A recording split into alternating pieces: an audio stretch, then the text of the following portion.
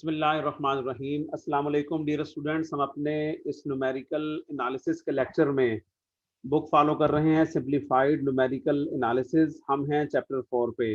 Topic है हमारा generalised closed Newton Cotes quadrature.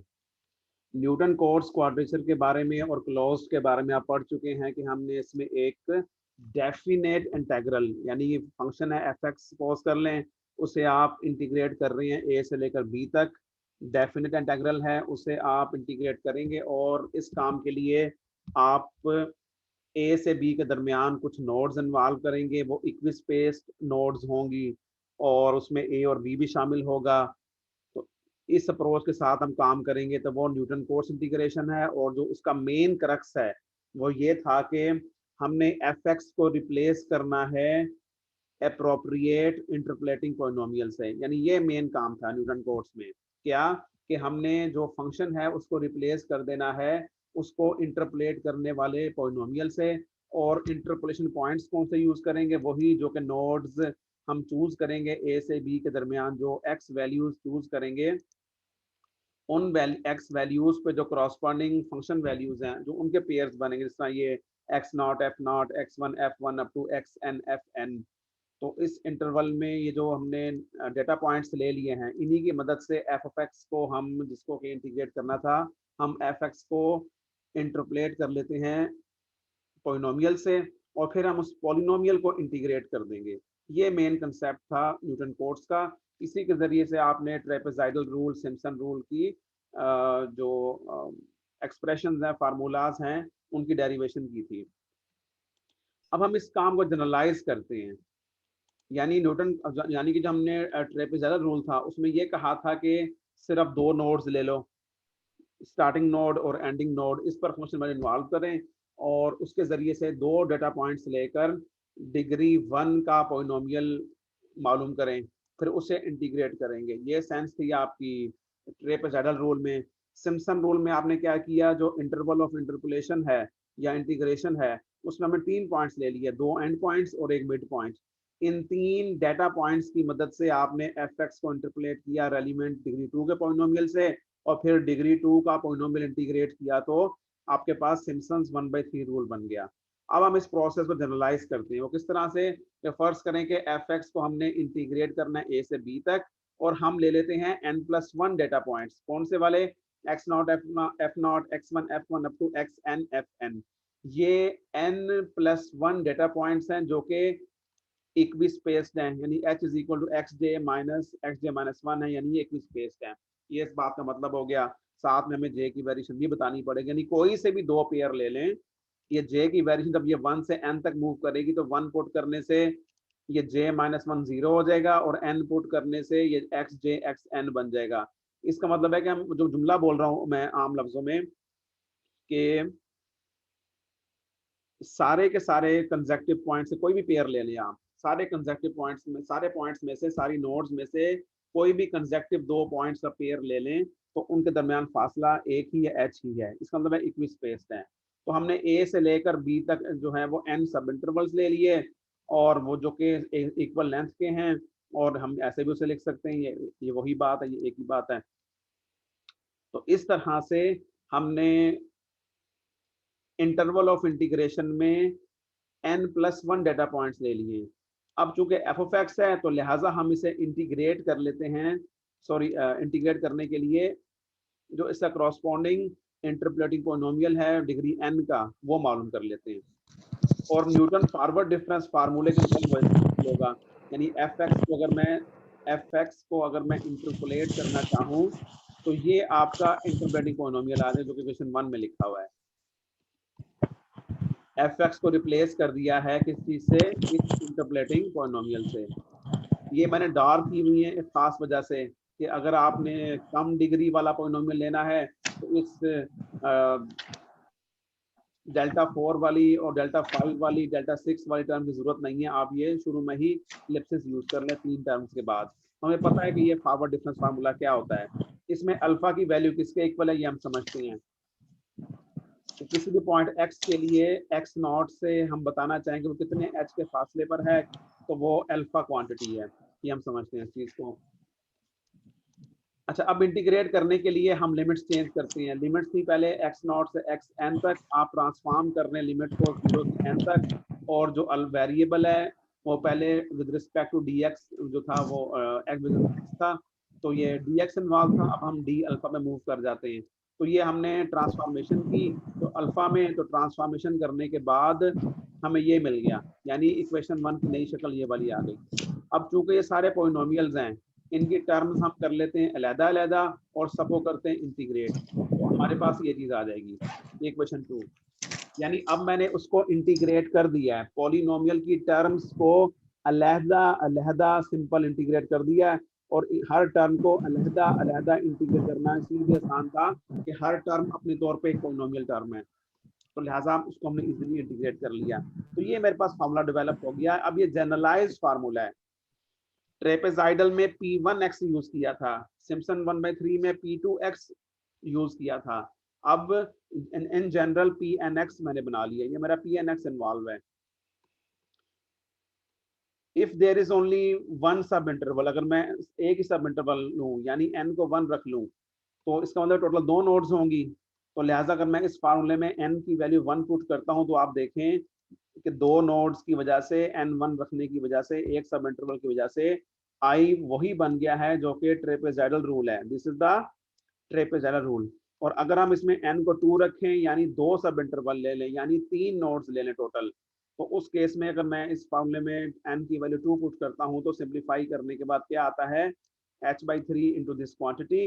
अभी आप जानते हैं ये क्या चीज है, सिम्पसन 1/3 रूल है। इसका मतलब है जनरलाइज में अगर n1 रखें तो ट्रेपेजाइडल रूल आ जाएगा, जनरलाइज फार्मूले में n2 रखें तो सिम्पसन रूल आ जाएगा, और n3 रखते हैं तो उससे हायर ऑर्डर का सिम्पसन 3/8 रूल आ जाएगा। n को 4 रखते हैं तो उससे हायर ऑर्डर का फार्मूला आ जाएगा, उसका नाम है द बूल्स रूल। ठीक है, तो इसमें 1 2 3 4 5 5 डाटा पॉइंट्स इन्वॉल्व होते हैं, और ये बैकग्राउंड में P4 लेके आ रहा है बेसिकली। इससे आगे चलें तो एक और फार्मूला डेवलप होता है, n5 रख लें तो 6 नोड वाला फार्मूला आ जाएगा, उसका नाम है 6 पॉइंट रूल भी हम उसे कह सकते हैं। चूंकि कम यूज होता है लिहाजा इसका कुछ साइंटिस्ट ने कोई स्पेशल नाम नहीं दिया इसको, बल्कि 6 पॉइंट रूल ही कह लेते हैं। इसके बाद एक और रूल है n6 रखें यानी 6 सब इंटरवल, तो 7 नोड्स होंगी, तो 7 पॉइंट फार्मूला आ जाएगा उसी अंदाज में। तो अब जो 7 पॉइंट फार्मूला है इसका नाम है द वेडल्स रूल, और वो इसके इक्वल है। अब ये प्रॉब्लम 8 9 वगैरह में सिंपल ये किया हुआ है कि डाटा गिवन है, और डाटा आपको जो गिवन है तो उसके बाद आपने सिंपल रेलिवेंट को ना कोई appropriate Newton Cotes integration formula use कर लेना है। तो पिछले क्वेश्चन में जब गुजरे हैं, n5 वाले भी किए होंगे, 6 वाले भी किए होंगे, n4 वाले भी किए होंगे, n3 वाले भी किए होंगे, जबकि जो उससे पहले सिम्पसन 1/3 या ट्रेपेजाइडल रूल आप करके आ चुके हैं, वहां आपने सिर्फ n1 वाले किए हैं और n2 वाले किए हैं। क्वेश्चन 12, ये बड़ा इंटरेस्टिंग क्वेश्चन है, बहुत ही खूबसूरत और इंटरेस्टिंग क्वेश्चन है। आप चीज को समराइज कर रहे हैं कि अब तक आपने क्या पढ़ा इस चैप्टर में।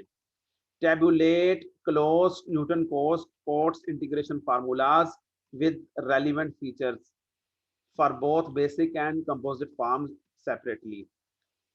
चलें जी, हम ऐसा करते हैं कि हमें इंटरवल ऑफ इंटीग्रेशन गिवन है x0 से लेकर xn तक fx dx, और इस वक्त पूरे इंटरवल की लेंथ कितनी है, b माइनस ए यानी xn minus x0 over n कर लें आप। तो अगर हम n को 1 रख लें, ये मैंने n को 1 रखा हुआ है बेसिकली, तो रेक्टेंगुलर रूल बनेगा, और उसके बैकग्राउंड में डिग्री 0 का पॉलिनोमियल इन्वॉल्व होगा जिसका नाम जो कि एक कांस्टेंट फंक्शन होता है। तो ये फार्मूला है उसके लिए। सिंपल h को मल्टीप्लाई कर दें f0 से, ये स्टार्टिंग पॉइंट, अगर आपने एंड पॉइंट लेना है इसको चाहिए एक ही पॉइंट, 1 पॉइंट चाहिए, तो एंडिंग पॉइंट ले तो hf1 बन जाएगा। अगर आप मिड पॉइंट भी करना चाहते हैं तो इंटरवल का मिड पॉइंट मालूम करें और उसको उस पे f की वैल्यू ले लें, तो hf स्टार करेंगे तो ये मिड पॉइंट रूल बन जाएगा। तो मेरा तीनों शक्लें जो हैं ये रेक्टेंगुलर रूल की हैं। और अगर आप 2 नोड्स ले लेते हैं तो बैकग्राउंड में डिग्री 1 का पॉलिनोमियल इन्वॉल्व होगा, लीनियर पॉलिनोमियल इन्वॉल्व होगा, उसकी इंटीग्रेशन से आपको ये ट्रेपेजाइडल रूल मिल जाएगा। और अगर आप 3 पॉइंट्स लेते हैं अपने इंटरवल ऑफ इंटीग्रेशन में, तो बैकग्राउंड में डिग्री 2 का पॉइनोमियल इन्वॉल्व हो जाएगा, क्वाड्रेटिक पॉइनोमियल है तो उसके लिए सिम्पसन 1/3 रूल आ गया। 4 पॉइंट्स के लिए सिम्पसन 3/8 रूल इन्वॉल्व हो जाए जिसके बैकग्राउंड में ये इन्वॉल्व है। 5 पॉइंट्स के लिए 4 सब इंटरवल होंगे इनफैक्ट, तो बोल्स रूल बनेगा जिसका एक नाम मिलनेस रूल भी है, उसके बैकग्राउंड में डिग्री 4 का पॉइंट इन्वॉल्व है। 6 पॉइंट्स होंगे तो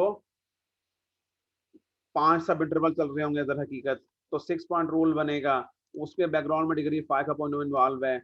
और 7 पॉइंट्स के लिए 6 सब इंटरवल बनेंगे, एन की वैल्यू 6 हो जाएगी, तो उस केस में ये फॉर्मूला बनेगा, इसका नाम है वेडल रूल, और ये बैकग्राउंड में डिग्री 6 का पॉइंट इन्वॉल्व करता है। अब यहाँ एक सेकंड, बज़ाहिर ये लग रहा है कि जो हम पॉइंट बढ़ाते जाएंगे हायर डिग्री का फार्मूला ज्यादा एक्यूरेट होगा, लेकिन दर हकीकत हमें दुनिया ने ऑब्जर्व किया है कि हमें जो एफर्ट के एतबार से जो बेहतरीन आउटपुट है वो हम अमूमन 3 पे लिया करते हैं। जी सवाल पूछिए। सर हम ये कह रहे थे कि अगर हमें रूल का पूछा गया हो कि किसी भी रूल से करें तो हम डायरेक्ट फार्मूला लिख के क्वेश्चन सॉल्व कर सकते हैं। डायरेक्ट से क्या मुराद है आपकी? ये नहीं, फार्मूला लिख के उसमें कौन सा फार्मूला अप्लाई होगा इसी टेबल की मदद से। हाँ तो पहले ऐसे नहीं किया, जो पीछे प्रॉब्लम सॉल्व की है आपने, क्या वो ऐसे नहीं है? सही है सर। तो ऐसे ही है, मतलब फार्मूला यूज करना ना उसमें आपने। उससे पहले वैल्यूज टैबुलेट करेंगे, जो फार्मूला मतलब यूज करने जा रहे हैं उसके बारे में बताएंगे, फिर ये फार्मूला लिखेंगे, फिर इसमें वैल्यूज पुट करके इंटीग्रल जो अप्रोक्सीमेट वैल्यू आ जाएगी। बस पहले भी ऐसे किया हुआ ठीक है सर। ट्रेपेजाइडल जो रूल पढ़ा है उसके बाद जो प्रॉब्लम्स आते हैं, फिर उसके बाद सिम्पसन रूल के बाद जो प्रॉब्लम्स आते हैं, फिर उसके बाद अभी हमने जो जनरलाइज फार्मूला पढ़ा है, इसके बाद जो प्रॉब्लम्स मौजूद है उन सब में ऐसे किया जो आप कह रही हैं, मुझे तो ऐसा लगा है। इसके बाद ये जो थी ऊपर भी गुजरे फार्मूलाज, ये सारे क्या थे? ये न्यूटन कोट्स फार्मूलाज हैं, उसकी सिंपल फॉर्म है, बेसिक फॉर्म है। कंपोजिट फॉर्म क्या होगी वो आप जानते हैं, कंपोजिट फॉर्म क्या होती है, यानी आपने जो भी रूल यूज कर रहे हैं उसको मल्टीपल टाइम अप्लाई कर देना है, तो ये उसकी कंपोजिट फॉर्म्स आ गई हैं। ये आप करके आ चुके हैं कब? ये कंपोजिट ट्रेपेजाइडल रूल, यानी क्या कि आपने बेसिकली n1 भी हो सकता है, 2 भी हो सकता है, 3 भी हो सकता है। n से मुराद क्या है? Number of sub intervals. n is equal to k could be any positive integer, और इसमें जो पॉलिनोमियल बनेगा वो पीस वाइज पॉलिनोमियल होगा डिग्री 1 का। उसको इंटीग्रेट करने से ये चीज हमें हासिल होगी, इसका नाम है कंपोजिट ट्रेपेजाइडल रूल। यानी पूरे इंटरवल ऑफ इंटीग्रेशन में हमने काफी सारे सब इंटरवल्स बना लिए, n number of sub intervals बना लिए, और हर इंटरवल में अलग अलग हमने ट्रेपेजाइडल रूल उस इंटरवल के हिसाब से अप्लाई कर दिया। बाद में जब सबको सम अप किया हमने तो हमें ये मिल गया। ये हम काम पहले करके आ चुके हैं। और अगर हम 2 सब इंटरवल लें या 4 लें या 6 लें, यानी even number of sub intervals लेंगे तो पॉइंट्स उससे एक ज्यादा बना करेगा। अगर आप 6 सब इंटरवल लेंगे तो पॉइंट्स बन जाएंगे 7। तो 6 सब इंटरवल्स में 2 2 2 3 बार कंपोजिट 3 बार सिम्पसन 1/3 रूल अप्लाई होगा। वो अप्लाई करने के बाद सम अप करेंगे तो ये हमारे पास क्या आता है? कंपोजिट सिम्पसन 1/3 रूल, जो कि हम पहले ला चुके हैं। इसके बैकग्राउंड में piece wise polynomial of degree 2 involve होता है। ये दोनों हम काफी डिटेल में देख के आ चुके हैं। बाकी पैटर्न इसी हिसाब से आगे बढ़ता है, करते हैं अगर हम ज्यादा ड्राइव नहीं करते हर वक्त, लेकिन बहरहाल हम कर सकते हैं। फॉर चंद अल्फाज की बात है, कोई उसमें लंबा चौड़ा मकाम रह नहीं गया बिल्कुल भी। अगर हम 3 सब इंटरवल लें, 6 लें, 9 लें, यानी 3 का मल्टीपल लें, तो उसमें हर 3 इंटरवल में एक बार सिम्पसन 3/8 रूल अप्लाई हो जाएगा। सम अप करेंगे तो ये फार्मूला बनेगा। ये फार्मूला कौन सा है? ये कंपोजिट सिम्पसन 3/8 रूल है। Similarly composite Boole's rule, composite 6 point rule, और ये कंपोजिट वेडल रूल आ चुका है। तो जो सेंस है इन सारों की, वो सेंस एक जैसी है, और वो उसको सम अप यहाँ पे आखिरी 2 कॉलम्स में भी किया हुआ है कि कौन सा फार्मूला है, कितने सब इंटरवल इन्वॉल्व कर रहा है, कितनी नोड्स इन्वॉल्व कर रहा है, और उसके बैकग्राउंड में जो रेलिवेंट पॉलिनोमियल इन्वॉल्व होगा वो कितने डिग्री का होगा। तो ये सेंस क्लियर है, तो आपको इंटीग्रेशन न्यूटन कोट्स इंटीग्रेशन आपको आ चुकी है। तो आज का टॉपिक यहाँ खत्म करते हैं और नेक्स्ट लेक्चर में हम एरर्स की तरफ मूव करेंगे, कॉरिडोर 2 की तरफ मूव करेंगे, जिसमें एनालिसिस पे बात करेंगे। यानी जो मेथड्स पढ़ लिए हैं, अब इनको एनालाइज करने की बात करते हैं, इनका एरर एनालिसिस परफॉर्म करने की बात करते हैं और फर्दर टॉपिक्स पे मूव करेंगे। तो इस चैप्टर में जो जो मेथड्स हमने पढ़ने थे वो हमने आप कह सकते हैं कि सारे पढ़ लिए हैं। और वो क्या मेथड्स हैं कि न्यूटन कोट्स इंटीग्रेशन है, और उसकी सिंपल फॉर्म भी हो सकती है और कंपोजिट फॉर्म भी हो सकती है। कंपोजिट फॉर्म कुछ भी नहीं है सिवाय इसके कि आपने अपने मेन जो इंटरवल है आपका इंटीग्रेशन का, उसके काफी ज्यादा टुकड़े करके टुकड़ों में अलग अलग बार कई बार वो बेसिक रूल अप्लाई कर दिया और बाद में उनको समाप्त कर लिया, तो वो कंपोजिट रूल बन जाएगा। तो अगर हम देखें तो कंपोजिट सिम्पसन रूल हमें काफी बेहतर रहता है। एन ज्यादा रख लें, एन बड़ी बड़ी रख लें फॉर एग्जाम्पल अगर हम, तो उससे एन बहरहाल बड़ा करने से एक्यूरेसी तो बेहतर होती है, इसमें कोई शक वाली बात नहीं है। लेकिन जो डिग्री ऑफ पॉलिनोमियल है वो बढ़ाने से कोई खास फायदा आगे चलकर नहीं होता, हमें बल्कि नुकसान भी हो सकता है। कुछ केसेस में फायदा बहुत बढ़ जाएगा, कुछ केसेस नुकसान हो जाएगा। तो बैलेंस दुनिया ने देखा है कि तकरीबन ये सिम्पसन रूल के आसपास या चले सिम्पसन 3/8 के आसपास काफी अच्छा रहता है। कम एफर्ट से ज्यादा अच्छी एक्यूरेसी आ जाती है। तो ये कंपोजिट सिम्पसन 1/3 रूल है उस काम के लिए। जी, एनी क्वेश्चन कोई पूछना चाहे तो?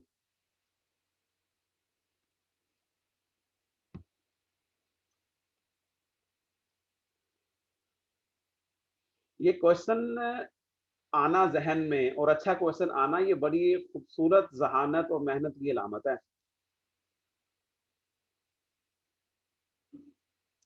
क्वेश्चन जरखेज माइंड में आएगा, क्वेश्चन उस माइंड में आएगा जो कि मुशक्कत करके कुछ सीखने की कोशिश कर रहा है।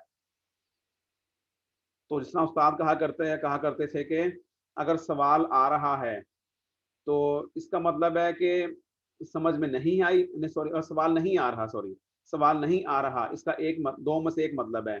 एक मतलब तो ये कि या तो बहुत परफेक्ट समझ आ चुकी है या कुछ भी समझ नहीं आई। अब जब कुछ भी समझ में नहीं आई तो सवाल तो पैदा होगा ही नहीं।